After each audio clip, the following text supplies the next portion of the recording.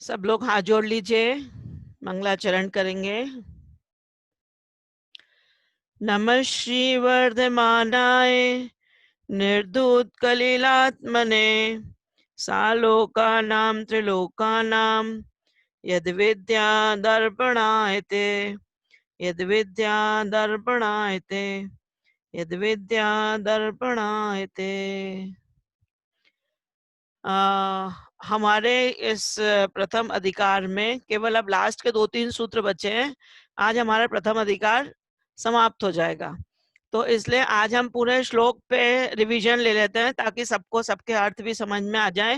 रोज मैं सिर्फ पढ़ती थी, आज शॉर्ट में थोड़ा अर्थ ले लेंगे ताकि जिन लोग की क्लासेस मिस हो गई उनका रिवीजन हो जाए और फिर आज हमारा समाप्त हो जाएगा। ठीक है, तो स्टार्टिंग सबसे पहले तो मंगलाचरण में आचार्य समुद्रभद्र स्वामी जी ने वर्तमान स्वामी को नमस्कार किया है, जिन्होंने अपने आठों कर्मों को नष्ट कर लिया है, जो तीनों लोगों को जानते हैं। किसके जैसे? जैसे दर्पण में अपने फेस को अपन देख सकते हैं ना, वैसे वो सारे लोग को, तीनों लोगों की, सभी द्रव्यों की, सभी पर्यायों को एक साथ जानते हैं, है ना, इसलिए उन्होंने उन्हें नमस्कार किया है। फिर सेकंड श्लोक है, देश्यामि समीचीनम धर्मम कर्म निबर्हणम संसार दुःखतः सत्वान यो धरत्युत्तमे सुखे। अर्थात उस देश्यामी मतलब उस समीचीन धर्म को बताते हैं आचार्य समुद्रभद्र स्वामी, जो हमें इस संसार समुद्र रूपी दुख से निकालकर उत्तम सुख में धराते हैं। वो उत्तम सुख को, वो उत्तम धर्म को वो उनका निरूपण करते हैं। उस धर्म के बारे में आचार्य श्री हमें बता रहे हैं। अब वो धर्म का लक्षण कैसा है, तो आचार्य श्री ने तीसरे श्लोक में बताया है, सदृष्टि ज्ञान वृत्तानि धर्मम धर्मेश्वर विदु यदि प्रत्यनीकानि भवन्ति भव पद्धति। अर्थात सदृष्टि ज्ञान वृत्तानि यानी सम्यक दर्शन, सम्यक ज्ञान और सम्यक चारित्र ही सच्चा धर्म है, जो धर्मेश्वर अर्थात हमारे धर्म के ईश्वर ने हमें बताया है। यदि यह प्रत्यनीकानी मतलब इसके विपरीत जो है वो भवंती भव पद्धति है, इसका विपरीत कौन सा हो गया? मिथ्या दर्शन, मिथ्या ज्ञान और मिथ्या चारित्र ही ये संसार दुख के कारण है ना, संसार में भटकाने का कारण है। तो ये धर्म का लक्षण उन्होंने बताया कि सम्यक दर्शन, सम्यक ज्ञान, सम्यक चारित्र ही सच्चा धर्म है। उसके बाद श्रद्धानम परमार्थानाम माप्तागम तपोभृताम त्रिमूढ़ा पौड़मष्टांगम सम्यक दर्शनमस्मयम। अर्थात अब सम्यक दर्शन का, सम्यक्त्व का लक्षण, कि सम्यक दर्शन का लक्षण क्या है, तो श्रद्धानाम परमार्थानाम मतलब परमार्थ तत्व के ऊपर श्रद्धान करना चाहिए।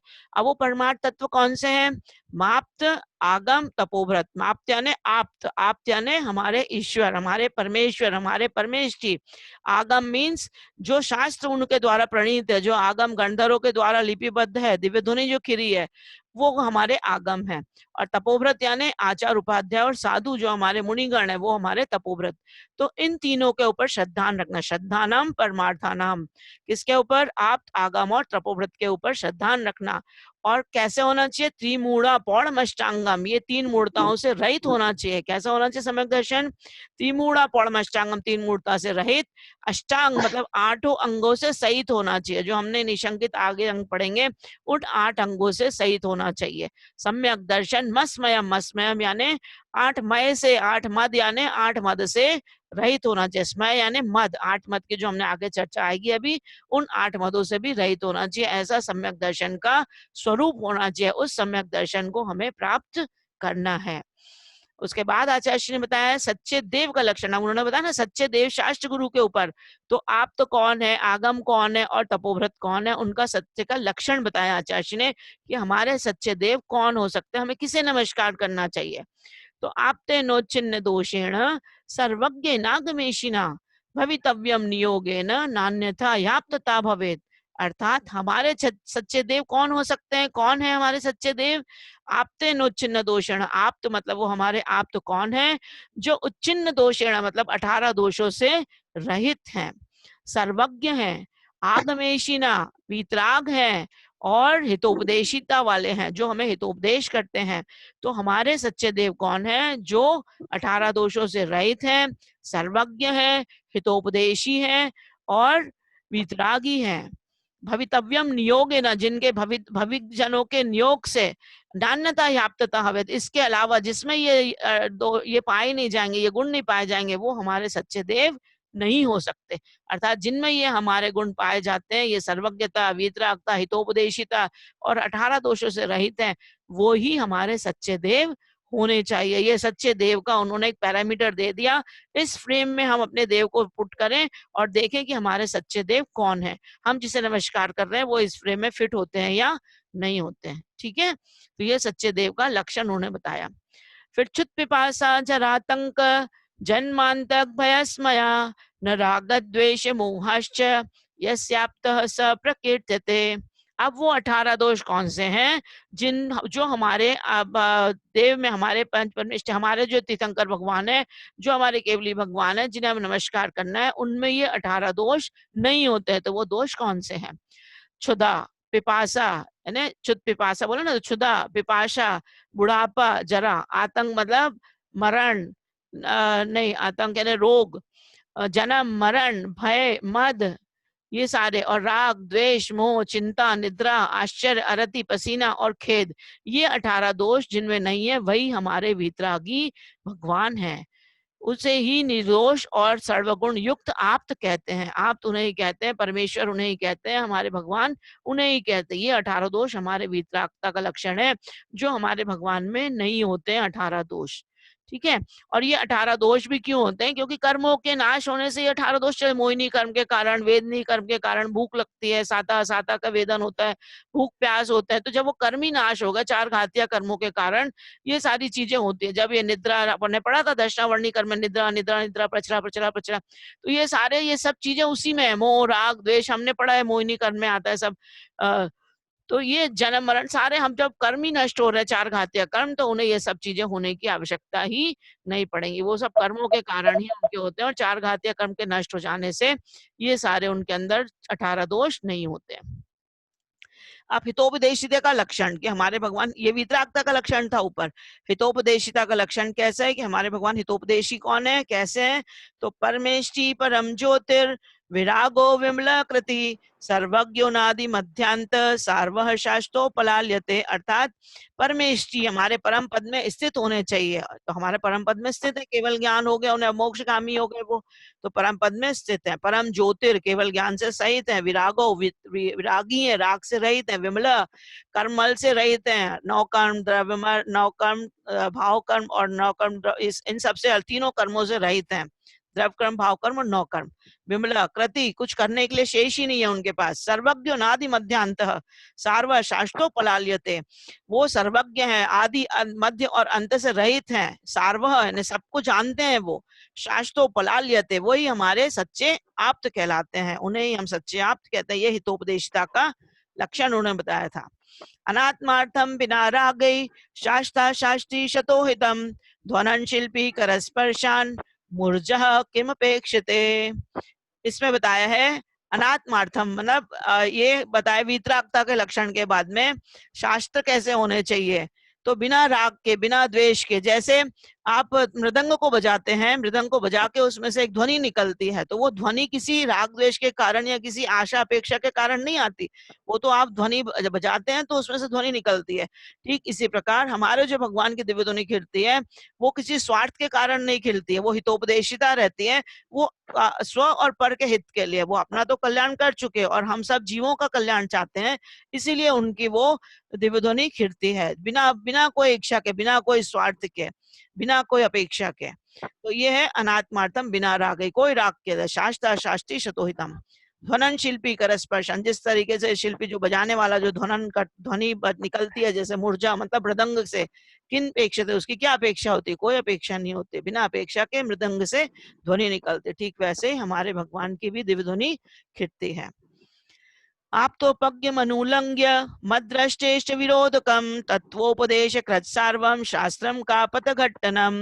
अब ये सच्चे शास्त्र का लक्षण है कि जो हमारे शास्त्र हैं वो अनुलंघनीय है, कोई उसमें उल्लंघन नहीं कर सकता, कोई उसमें विरोध नहीं कर सकता, कोई उस शास्त्र को काट नहीं सकता। वो कापत घट्टनम मतलब खोटे शास्त्र का खंडन करने वाले होते हैं, वो हमारे सच्चे शास्त्र हैं। फिर हमारे सच्चे गुरु का लक्षण बताया इसमें, विषयाशावशाती तो निरारंभो परिग्रह ज्ञान ध्यान तपो रक्त तपस्वी श प्रशस्यते। अर्थात जो विषय आशा से रहित हैं, जो आरंभ परिग्रह से रहित हैं और ज्ञान ध्यान तप में लीन है, वही हमारे सच्चे गुरु हैं, वही हमारे सच्चे गुरु हैं, उन्हें हमें सच्चे गुरु कहते हैं। और जिनमें ये लक्षण नहीं पाए जाते हैं तो उसमें कोई ना कोई उनमें कमी हो जाती है। तो हमारे गुरुओं की लक्षण यही है। आप दूसरे गुरुओं को देखोगे, दूसरे समाज के जो, तो उनके पास गाड़ी बंगला सभी काफी सारे दास दासी उनके आगे पीछे रहते हैं, सारे यानी कई तो शादीशुदा, कई तो भोगों में लिप्त होते हैं। तो वो सच्चे देव, वो सच्चे गुरु की कोटि में नहीं आते। अगर हम उनको ध्याएंगे तो वो भी खुद तो डूबेंगे और हमें भी लेकर डूबेंगे। फिर निशंकित अंग, ये हो गया सच्चे देव शास्त्र गुरु का लक्षण जो आचार्य ने बताए। उसके बाद कौन से 8 अंग होने चाहिए सम्यक दृष्टि जीव में, उन 8 अंगों का इसमें विवरण बताया है। सबसे पहले इदमेव दृश्मेव तत्वम नान्यंचान्यथा इत्यकंपाय सांभोवत सन्मार्गे संशया रुचि। अर्थात जैसा लिखा है वैसा ही जानना, इसके अलावा कुछ भी नहीं है, जो है वही है, यही हमारे शास्त्र हैं। ये निशंकित अंग है। निशंकित मतलब शंका से रहित, आंख बंद करके हमें वही फॉलो करना है, वही मानना है जो हमारे आचार्यों ने, पूर्वाचार्यों ने ऊपर से हमें लिख के दिया है, हमारे लिए द्विगुनी खुरी है, वो हमें एज इट इज फॉलो करना है। उसमें कुछ भी अपने मन से ना जोड़ना है ना उसमें से घटाना है, जो जैसा लिखा है वो हमें फॉलो करना है, उसे कहते हैं निशंकित अंग। जैसे तलवार की धार पर वो वाइट चढ़ जाता है ना पानी गर्म तलवार पे, और फिर वो जिंदगी भर चाहे वो टूट जाए तलवार लेकिन वो पानी उतरता नहीं है। इसी तरीके से हमारा भी निशंकित अंग मजबूत होना चाहिए। निकांक्षितं कर्म पर्व शेषांते दुःखैरन्तरितोदये पाप बीजे सुखे नाश्ता श्रद्धा कांचना स्मृता। अब ये निकांक्षित अंग आया, इसमें आकांक्षा नहीं होनी चाहिए, संसार शरीर भोगों की इच्छा नहीं होनी चाहिए, क्योंकि ये सब पाप के कारण है और हमें पुण्य चाहिए, हमें सम्यक दर्शन चाहिए। तो हमें ये संसार शरीर भोगों की इच्छा नहीं होना चाहिए, इस संसारी सुख की इच्छा नहीं होनी चाहिए। ठीक है। उसके बाद निर्वचिकित्सा अंग, स्वभाव तोष चौकाए रत्नत्रय पवित्रते निर्जगुप्सा गुण प्रीतिर मता निर्वे चिकित्सता। अब इसमें बताया कि ग्लानि नहीं होनी चाहिए, ग्लानि नहीं करना चाहिए। और किससे ग्लानि नहीं करनी चाहिए? जो भी हमें पुद्गल द्रव्य दिखता है, चाहे उसमें सुगंध हो चाहे दुर्गंध हो, और हमारे मुनिगण भी अगर हैं वो नग्न रहते हैं या उनके शरीर पे मैल आदि जम जाता है, कुछ भी हो, तो हमें उनके शरीर को देख के मुंह नाक नहीं सिकोड़ना चाहिए, ग्लानि नहीं करनी चाहिए। ये निर्विचिकित्सा अंग जो सम्यक दृष्टि है वो ग्लानि नहीं करता है। फिर अमूढ़ दृष्टि अंग, का पते पति दुखा नाम का पतस्ते पर सम्मति असम प्रकृति अनुत्कीर्ति रमूढ़ा दृष्टि रुच्यते। अर्थात जो भी अमूढ़ दृष्टि अंग मतलब हमारी सम्यक दृष्टि ऐसी होनी चाहिए, दृढ़ श्रद्धान होना चाहिए, हमारे जो देवों ने लिखा, हमारे जो गुरुओं ने लिखा, हमारे जो पूर्वाचारों ने लिखा वो ऐसा ही है, इसके अलावा नहीं है। मिथ्यात्व मार्ग को छोड़कर हमें सम्यक मार्ग को चलना है, और जो उस मार्ग पे चलते हैं हमके उनका ही अनुकरण हमें करना है, कुपथ का कुमार्ग का अनुकरण हमें नहीं करना है। ये अमूढ़ दृष्टि अंग का मतलब है। ठीक है। अब उपगहनं स्वयं शुद्धस्य मार्गस्य बालाशक्त जनाश्रयम् वाच्यताम यत् प्रमार्जन्ति तदवदन्त्य उपगुहनम। उपगुहन अंग का मतलब है कि दूसरे के दोषों को ढांकना। अगर कदाचित किंचित हमारे गुरुओं से कोई गलती हो जाती है तो उन दोषों को हमें छपाना नहीं है न्यूज़पेपर में, मीडिया में, और उनकी पब्लिसिटी करके बेइज्जती नहीं करनी है, निंदा नहीं करना। हमारे धर्म की उससे निंदा होती है तो हमें उसको छुपाना चाहिए। जैसे हम अपने बेटों की गलती होती है तो अपने बच्चों की गलती को छुपाने नहीं, ऐसा नहीं किया, ऐसा नहीं किया, तो हम अपने बच्चों की गलती को कैसे छुपा देते हैं? तो ऐसे ही अपने बालकवत उनकी गुरुओं की गलतियों को भी छुपाना चाहिए, छपाना नहीं चाहिए, सब जगह उनका प्रचार प्रसार नहीं करना चाहिए। इससे निंदा करने से नीच गति का बंद होता है। फिर स्थितिकरण अंग, दर्शनाचरणाद्वापि चलताम धर्मवत्सलै प्रत्यवस्थापनम प्राज्ञ स्थितिकरणम उच्यते। अब हमारे गुरुओं से जो गलती हुई है, जिसको हमने छुपाया है, अगर हमारे वश में है, हम प्रेम से उन्हें एकांत में अकेले में उन्हें समझाकर पुनः उन्हें अपने मार्ग पर स्थित कर सकते हैं। दैट इज कॉल्ड स्थितिकरण अंग। स्थितिकरण मतलब कोई अगर अपने मार्ग से च्युत हो गया है तो उसे पुनः उस मार्ग पर आप प्रेम से एकांत में ले जाकर समझा सकते हैं। ऐसा नहीं कि समाज में खड़े होकर उनको वस्त्र पहना दिया, गलती हो गई, निकाल दिया समाज से एक, ये इस तरीके का काम ना करके एकांत में उन्हें समझाकर पुनः उनको स्थितिकरण कर सकते हैं। वात्सल्य अंग स्वयुत्थान प्रति सद्भाव सनाथापेतकैतवा प्रतिप्रत्यर यथा योग्यम वात्सल्यम अभिलप्यते। अर्थात वात्सल्य, जैसे विष्णु कुमार मुनि ने 700 मुनियों की रक्षा करी थी, उनका वात्सल्य था उन गुरुओं के सबके ऊपर। इसीलिए हमारे जो देवशास्त्र गुरु हैं उनके ऊपर हमारा वात्सल्य अंग होना चाहिए। हमारे साधर्मी भाइयों के प्रति वात्सल्य होना, प्राणी मात्र के प्रति वात्सल्य होना चाहिए। सबको एक दूसरे, जैसे गाय बछड़े से प्रेम करती है, वैसे हमने भी सबका हित चाहना चाहिए। सबके हित के कारण ही जो विश्व कल्याण की जो भावना होती है, उससे भी तीर्थंकर परमेष्टि तीर्थंकर प्रकृति का बंध होता है। तो हमें वात्सल्य अंग भी धारण करना चाहिए। अब प्रभावना अंग अज्ञान्ति मिरव्याप्ति मपाकृत यथा यथम जिन शासन महात्म्य प्रकाश शायद प्रभावना। अर्थात प्रभावना अंग, प्रभावना अंग में हमारी जिन शासन की महती प्रभावना होनी चाहिए, हमारे जिन शासन का झंडा लहराना चाहिए। हमेशा हमसे ऐसे काम होना चाहिए कि जिससे हमारे धर्म की अप्रभावना ना हो, हमारे धर्म की सदा प्रभावना होनी चाहिए। ऐसा काम करो कि जिससे हमारे धर्म की निंदा ना हो। ठीक है, ये है प्रभावना अंग। ये 8 अंग जो है ये सारे सम्यक दृष्टि में होने चाहिए। और कौन से, इनमें कौन कौन प्रसिद्ध हुआ है, अब उनके श्लोक आएंगे। इन 8 अंगों में जो प्रसिद्ध हुए हैं उनका श्लोक है। तावदन्यं चोरोंगे ततोऽनन्तमपि स्मृता उद्यानस्तृतीयेऽपि तुर्ये रेवती मता ततो जिनेन्द्र भक्तोऽन्यो वारिष्येण स्ततः पर विष्णु च वज्रनाम च शेषियोर्लक्ष्यतां गतौ। ये 2 लाइन ऊपर है, 2 लाइन इसके दूसरे वाले श्लोक में है। तो पहले 4 इसमें जो 4 कहानी है, जो ये अंजन चोर हुए थे निशंकित अंग में प्रसिद्ध, अनंतमती राती हुई थी अनंतमती रानी हुई थी निकांक्षित अंग में, उद्यानस राजा हुए थे तृतीय मतलब तीसरे वाले अंग में, और रेवती रानी अमूर्त दृष्टि अंग में, है ना। तो ये 4 कहानी में ये प्रसिद्ध हुए थे। उसके बाद ये ततो जिनेन्द्र भक्तोन्यो, जिनेन्द्र भक्त सेठ हुए थे स्थितिकरण में। एक मिनट, हाँ, वारिशेन मुनिराज हुए थे स्थितिकरण में। वारिशेन मुनिराज थे, वारिशेन थे स्थितिकरण में। और विष्णु वो थे, विष्णु कुमार मुनि थे वात्सल्य अंग में। और वज्रनाम मुनि थे प्रभावना अंग में, है ना। तो ये सब एक एक अंग में ये 8 जो प्रसिद्ध हुए उनकी कहानी इसकी है। मैंने आपको कहानी भी शेयर करी थी अपने ग्रुप पे, आप लोग कहानी उनकी सुन सकते हैं। और ये नागहीनम मलम चेत्तुम दर्शनम जन्म संतितम नहीं मंत्रोक्षरण्युन्नो निहंति विष वेदना। अर्थात 8 अंग हमें बहुत आवश्यक है। जो 8 अंग में एक भी अंग अगर कम है तो वो सम्यक दृष्टि नहीं है। जिस प्रकार से अगर विष उतारना है तो जो विष का मंत्र है वो पूरे मंत्र उच्चारण सही होना चाहिए, उसमें एक मंत्र भी कम ज्यादा हो गया तो विष नहीं उतरता। ठीक इसी प्रकार से 8 अंगों में से एक अंग भी अगर कम है तो हमारा सम्यक दर्शन पूरा नहीं है। ठीक है, अब उसके बाद में 3 मूर्ताओं की चर्चा है। तो इसमें लोक मूर्ता, गुरु मूर्ता और देव मूर्ता। अब लोक मूर्ता में आचार्य ने बताया है आप सागर स्नान मुच्चया सिक्ताश्वनाम गिरिपातोग्निपातश्च लोकमूलम निगद्यते।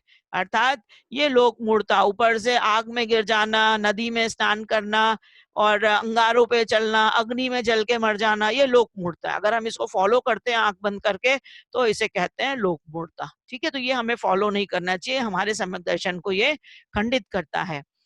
फिर देव मूर्ता वरोपलिप्स आशावान राग द्वेष मलीम सा देवता यदुपासित देवता मूढ़ मुच्यते। इसका मतलब देव मूर्ता यानी वर की आशा से, लिप्सा से, इच्छा से हमें किसी भी राग द्वेष आदि मुनि दूसरे जो होते हैं कुदेव आदि कुशास आदि को पूजना नहीं चाहिए।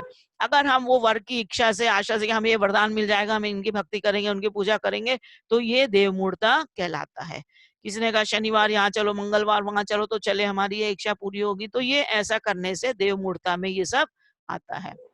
ग्रंथारंभ हिंसा नाम संसारावर्तवर्ती नाम पाखंडी नाम पुरस्कारो ज्ञेयम पाखंडी मोहनम। अर्थात गुरु मूर्ता, जो गुरु कौन है, पाखंडी गुरु कौन है, जो खुद तो डूबते ही हैं और दूसरों को भी संसार समुद्र में डुबाते हैं। और वो कैसे होते हैं, सग्रंथारंभ, उनको पास में ग्रंथ सारे आग्रंथ निर्ग्रंथ नहीं है। वो हमारे मुनि महाराज कैसे होते हैं, निर्ग्रंथ, वो सग्रंथ है, उनके पास सारा विभूति है, घर है, मकान है, बंगला है, देवदासी है, सारी चीजें रहती, महिलाएं हैं, सब रहते उनके पास में, हिंसा के साधन है, अस्त्र शस्त्र हैं, सारी चीजें उनके पास रहती है। और वो पाखंडी है, और अगर उनको हम मानेंगे तो वो खुद तो डूबेंगे और साथ में हमें भी लेकर डूब जाएंगे। तो हमें कैसे गुरु का चयन करना चाहिए, किसे हमें गुरु मानना चाहिए, ये गुरु मूर्ता के इसमें आता है। ठीक है। अब 8 मद जो उन्होंने बताया था कि 8 मद कौन से नहीं होना चाहिए, तो ये 8 मद वाला देखिए, ज्ञानम पूजम कुलम जातिम बल मृद्धिम तपो वपुः अष्टावाश्रित मानित्वम स्मयमाहुर्गत स्मया। 8 मत बताए हैं, ज्ञान का मत, पूजा का मत, कुल का, जाति का, बल का, वृद्धि मतलब वृद्धि का मत, तपो मतलब तप का मत, और वपु यानी शरीर। इन 8 मद से रहित होना चाहिए कौन, सम्यक दृष्टि जीव। जिसमें ये 8 मद नहीं है वो ही सम्यक दृष्टि। अगर हमारे अंदर थोड़ा भी मद इन चीजों को लेकर है तो हमारे सम्यक दर्शन में दोष लग जाता है। तो हमें इन 8 मदों को भी छोड़ना चाहिए। स्मेन्योन्नान्यत्येति धर्मस्थान गर्विताशया स्तोतेति धर्म मात्मीयम न धर्मो धार्मिक कैर बिना। अर्थात यदि हम इस मद के कारण, इन 8 मदों के कारण कोई धर्मात्मा की निंदा करते हैं, उनकी इंसल्ट करते हैं, उनका अपमान करते हैं, तो हमें हमारे सम्यक दर्शन में उसमें भी दोष लगता है, क्योंकि धर्मात्माओं के बिना धर्म नहीं होता, ना धर्मो धार्मिक कैर बिना, धर्मात्माओं के बिना धर्म नहीं होता। हमने गर्व, अतिशय गर्व के कारण किसी का भी अपमान करने का कोई अधिकार नहीं है। ठीक है, सम्यकदर्शी धर्मात्माओं का अपमान नहीं कर सकता। फिर गर्व त्याग करने के विषय में बताया है आचार्य ने, यदि पाप निरोधन्य संपदा किम प्रयोजनम अत्पापश्चोस्तन्य संपदा किम प्रयोजनम। अर्थात अगर जिसका पाप का निरोध कर दिया जिसने, मतलब 5 पापों को छोड़कर 5 अणुव्रतों को धारण कर लिया, या 5 पापों को छोड़कर 5 महाव्रतों को धारण कर लिया, देशव्रती बन गया, या सकल संयमी मुनि महाराज बन गया, तो उनके लिए संपदा की क्या आवश्यकता है, किम प्रयोजनम। और अगर वो पाप का आश्रय कर रहे हैं, पाप का आश्रय कर रहे हैं, तो फिर उनके लिए भी संपदा का कोई मतलब नहीं, क्योंकि उनकी संपदा तो नाश होने वाली है, क्योंकि वो कर रहे हैं। ठीक है, इसीलिए संपदा का कोई आवश्यकता उनकी नहीं पड़ेगी। अगर पाप को छोड़ दिया है तो भी संपदा की कोई आवश्यकता नहीं है, और पाप आ रहा है, आश्रय हो रहा है, पापाश्रय, तो भी संपदा उनकी बचने वाली नहीं है। अब मत त्याग के कारण उसका स्पष्टीकरण बताया उन्होंने कि सम्यक दर्शन अगर मातंग मतलब किसी चांडाल में भी है तो भी वो पूजनीय है। सम्यक दर्शन संपन्न मपि मातंग देहजम देवादेवम विदुर्भस्म गूढ़ांगारांतरौजसम। अर्थात अगर कोई चांडाल है जिसके अंदर सम्यक दर्शन है तो वो जैसे अंगारा, उसके ऊपर राख ढकी हुई होती है ना, उसके समान है, कि वो अंगारे में मतलब राख के अंदर से उसके अंदर अंगारा है, वो इस तरीके से है कि उसके अंदर सम्यक दर्शन की आग अभी है। ठीक है, इसलिए वो पूजनीय है। फिर अगर धर्म करता है तो वो धर्म स्वान से देव बन सकता है, और अगर अधर्म करता है तो स्वान देव से स्वान बन सकता है। तो इसमें आचार्य ने बहुत सुंदर विवरण दिया है, देखिए बहुत अच्छा बताया है कि स्वापि देवोपि देवश्वा जायते धर्म किल विषाद कापी नाम भवेदन्या संपद धर्माक्षरीणाम। अर्थात अगर जो लोग धर्म करते हैं, जो देव धर्म करता है, या जो स्वान को भी नमोकार मंत्र भी उसके कान में पड़ जाता है, तो कुत्ता भी मरकर कौन बन जाता है, देव बन जाता है। हमने कई कहानियां सुनी है कि नमोकार मंत्र सुनाया तो नाग नागिन धर्मेंद्र बन गए, है ना। तो हमने कितनी कहानियां हमारे इसमें लिखी है, नमोकार मंत्र सुन के कई देव बन गए। तो स्वापि देवोपि देवश्वा जायते धर्म किल विषाद और कापी नाम भवेदन्या संपद धर्माक्षरीणाम।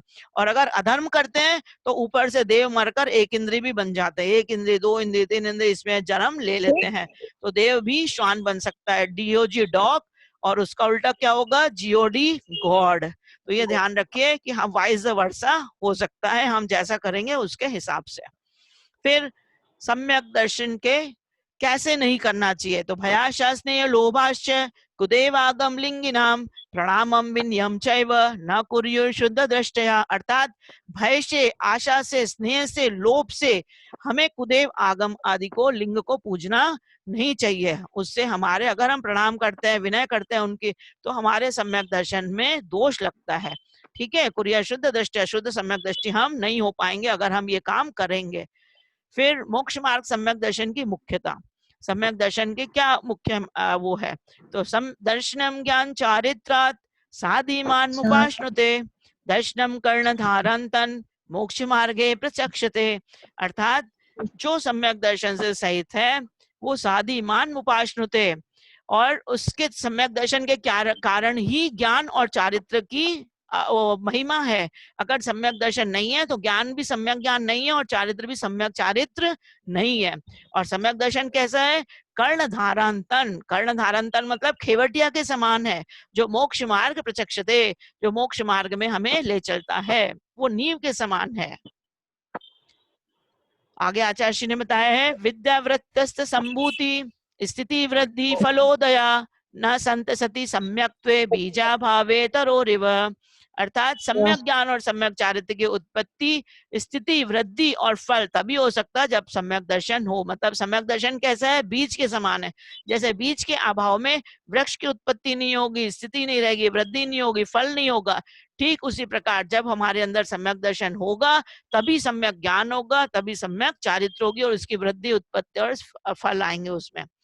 अब उसके बाद आचार्य ने बताया है कि अगर सम्यक दृष्टि देशरति श्रावक भी है और वो निर्मोही है, मोहिनी कर्म से रहित है, उसने मोहिनी कर्म को उपशम या क्षय कर दिया या क्षयोपशम कर दिया, तो वो जो मोही मुनि है उससे भी श्रेष्ठ है। इसमें आचार्य ने इस श्लोक में बताया है, गृहस्थो मोक्ष मार्गस्थो निर्मोहो नैव मोहमान अनगारो ग्रहीष्ययान निर्मोहो मोहिनो मुने। अर्थात गृहस्थ जो मोक्ष मार्ग में स्थित है वो निर्मोही नैव मोहवान, निर्मोही अनगारो ग्रहीष्ययान, तो वो जो निर्मोही गृहस्थ है वो मोही अनगार से श्रेष्ठ है। मोही मतलब जिसमें मोहिनी कर्म के लिए भरा, जिसके अंदर श्रद्धा नहीं है सत्यदेव शास्त्र का, गुरु का, वो अनगार भी उनसे श्रेष्ठ नहीं है, वो अश्रेय है। और श्रेष्ठ कौन है, वो निर्मोही ग्रस्त जो मोक्ष मार्ग पर स्थित है, जो सम्यक दृष्टि है, वो श्रेष्ठ है। ये ऐसा इसमें 33 नंबर के श्लोक में बताया है। फिर सम्यक दर्शन की उत्कृष्टता कि न सम्यक तो समम किंचित त्रय काले जगत प्रति श्रेयो श्रेयश्च मिथ्यात्व समम नान्यतनुभृताम। यानी तीनों कालों में, तीनों लोकों में, तीनों जगत में सम्यक दर्शन जैसा श्रेष्ठ कुछ भी नहीं है, सम्यक दर्शन जैसा श्रेष्ठ कुछ भी नहीं है, और मिथ्यात्व जैसा अश्रेयश्च, अश्रेय जिसमें ना श्रेयो श्रेयश्च, तो श्रेष्ठ क्या है, सम्यक दर्शन, समम किंचित त्रय काले जगतपति, और अश्रेयश क्या है, मिथ्यात्व के समान, अन्य अन्य मतलब अन्य और कोई भी भूभृताम प्राणियों के लिए नुकसान वाला कुछ भी नहीं है। तो जो सम्यक दर्शन है वो सबसे श्रेष्ठ है।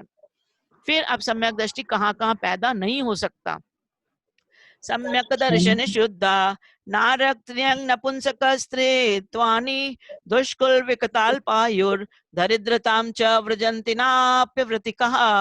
अर्थात जो सम्यक दृष्टि जीव है, जो सम्यक दर्शन जिसने धारण कर लिया, जिसने ये पूरी जितने भी अभी हमने 30-35 श्लोकों में पढ़ा उन चीज को फॉलो कर लिया है, तो वो सम्यक दृष्टि जीव नारकी नहीं हो सकता, त्र्यंच नहीं हो सकता, नपुंसक नहीं होगा, स्त्री नहीं बनेगा, दुष्कुल नहीं होगा, विकताल मतलब विकलांग नहीं होगा, विकलत्रय में नहीं होगा, अल्प आयु वालों नहीं होगा, और दरिद्र भी नहीं होगा।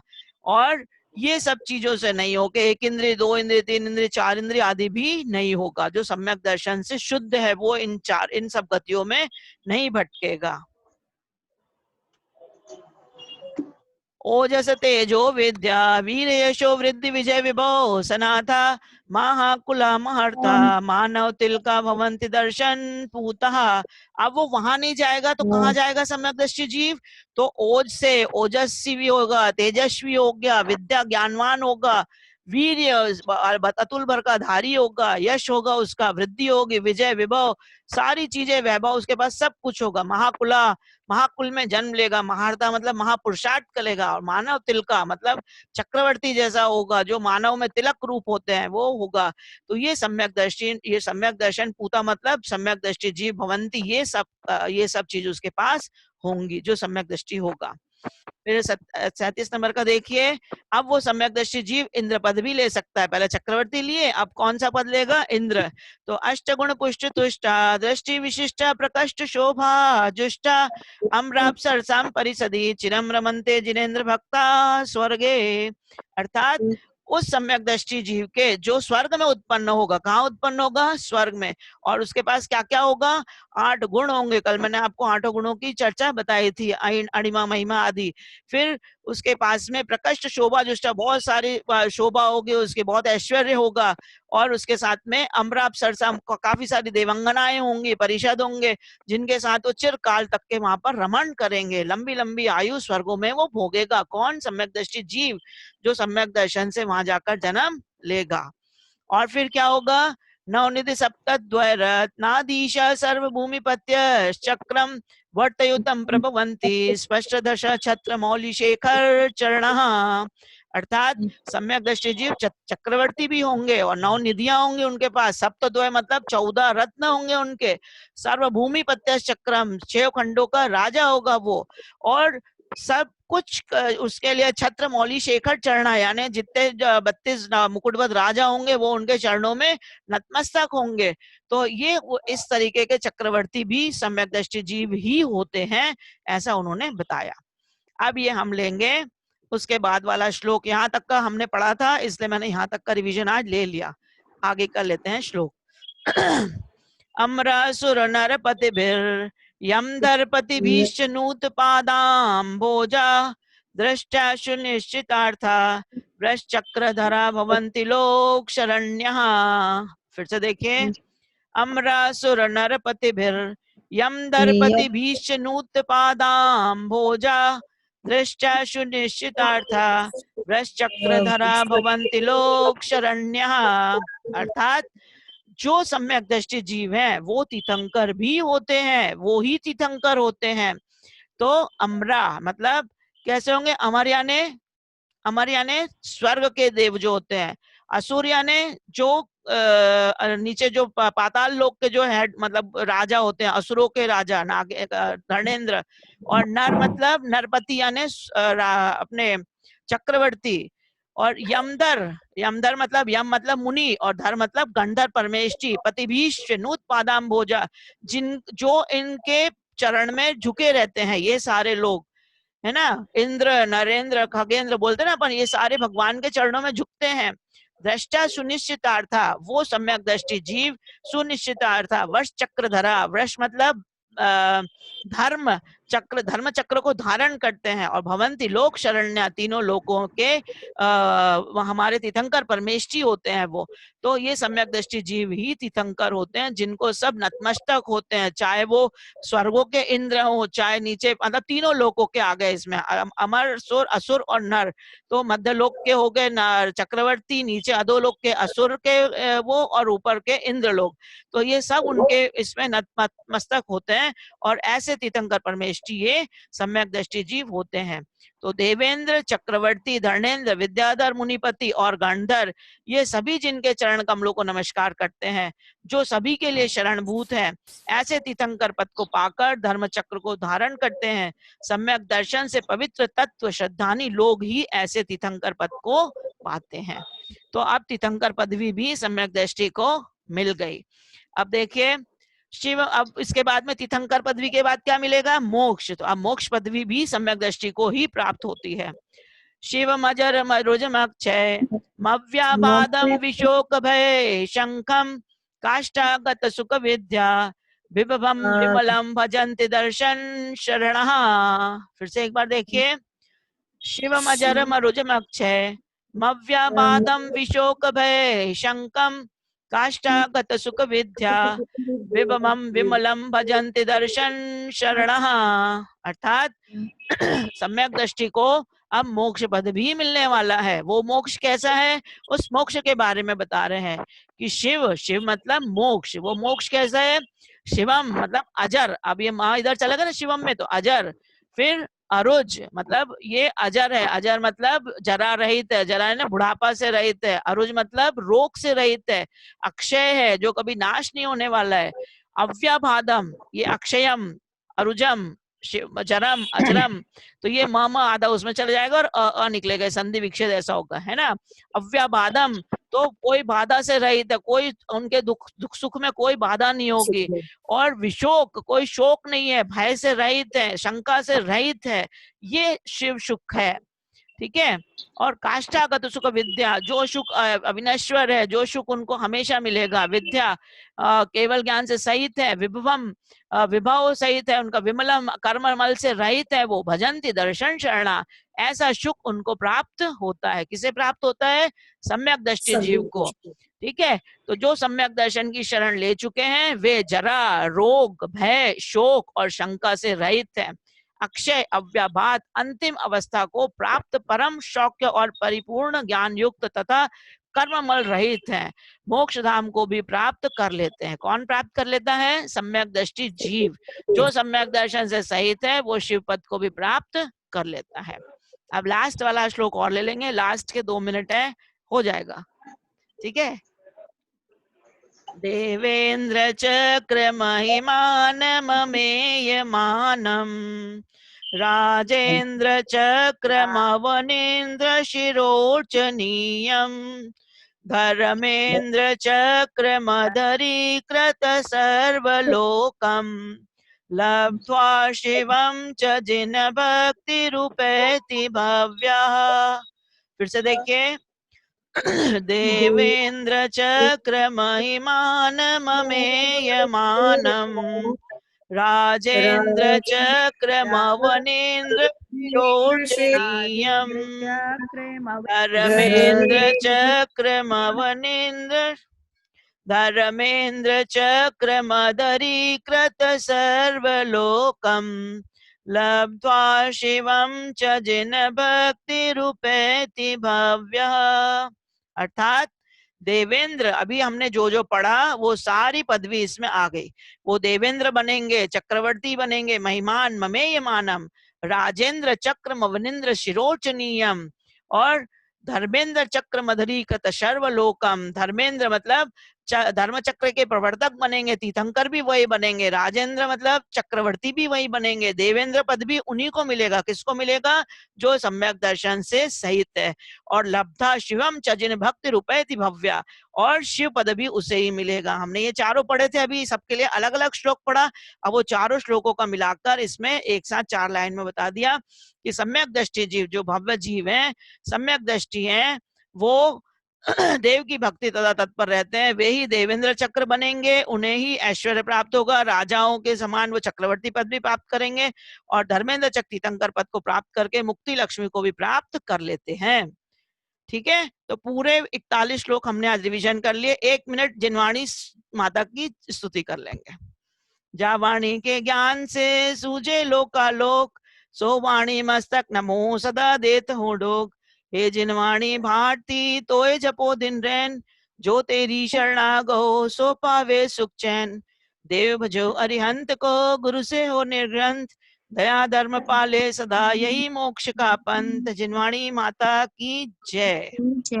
आप लोग को समझ में आया सबको? जी भाभी जी हाँ, आज मैंने पूरे श्लोक ले लिए, आप लोग को अर्थ सही समझ में आया होगा तो अच्छा है ना। 9 बार जी जी